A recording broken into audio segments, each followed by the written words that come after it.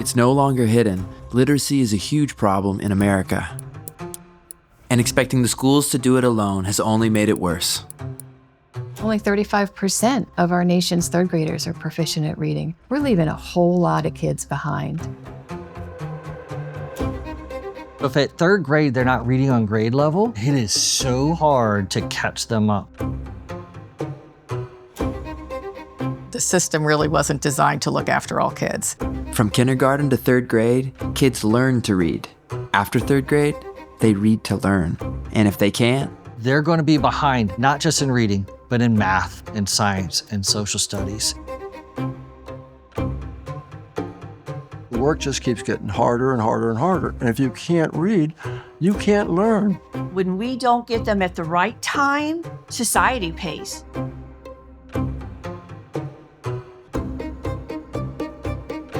it's easy to point out the failures, but who is out there doing something about it? There's a county in Florida taking the literacy crisis head on. Indian River County was struggling with reading, and with around 70% of their kids on free and reduced lunch, the wealth disparity has perpetuated this crisis, and their families in high-poverty schools were stuck in a harmful cycle. Too many of their kids weren't thriving. We can no longer, as a country, expect the American dream to be available for those kids in today's economy. We all want our community to thrive. We want our country to thrive. But it all starts with literate children. And these two local moms couldn't get their kids reading as well. We both had boys who were struggling in school, and having it be so hard for them and nobody to help me was awful. And with money, you can go get tutors, you can bend over backwards, but it's not fun. And without money, God save them. In response, the Learning Alliance was started. We were just two crazy moms and a philanthropist looking for a place to bring money and solutions. And they set a goal for their community. Because Liz said, huh. I said, well, the research will point to 95% of our population can be proficient readers. Let's set an easy goal. Let's dial it back a little bit and go with 90%. And we were so naive. We thought that we'd solve this problem. We'd be out of business by 2018. With their third graders at just 54% in 2015 and the poverty, this was an ambitious goal. They probably think we're nuts. Right? We are. But they were inspired by JFK's call to reach the moon with no known path. So the Learning Alliance called it their Moonshot goal. We choose to go to the moon, not because they are easy, but because they are hard. Because that goal will serve to organize and measure the best of our energies and skills. It's a big, ambitious goal. Nobody knows how to get there. But the community adopted the Learning Alliance's vision. So to have this Moonshot goal, it's all hands on deck. A major movement in our community. It's unified, everyone. We break barriers. We want to have 90% literacy by third grade. It could be life-changing if we crack the code. We'll change everything. It'll change a child, a family, the community, businesses, everything. They bet on the idea that pouring tons of resources into the prenatal to third grade development of their kids would trickle up through their families and schools, ultimately transforming their community. And so we've been advocating, what do we need to do in our homes? What do we need to do in our community? And what do we need to do in our schools? They scoured the country for best practices. Liz completed her master's in learning disabilities, and they started piloting in-school, after-school, summer school, and teacher development programs. It wasn't, let's just do a program that moves, 20 kids. We wanted something bigger and more. Why don't we use the public school system and use the facilities that are here already to improve the lives of these kids? They made progress with the support of school district, but were having a hard time scaling enough to reach their goal. It's scary. It's scary to say 90%, right? You don't know how many times people have thrown mud in our face and said, oh, you're not there, you failed.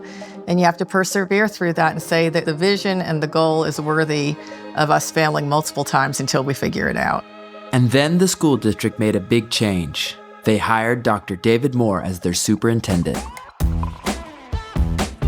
We will truly act in the best interest of children. Dan the torpedoes, go ahead and fire me. We have to change. We're not going to lower our expectation. And the day that I have to sacrifice that is the day I'm out. He was drawn to the district because of the community's effort and was aligned with the Learning Alliance's mission. I'm going to invest in K1 and 2. So by the time they get to 3rd and beyond, I can change the experience by making sure they never get behind. He brought his system change skills and a new culture to the district, and the school system bought in.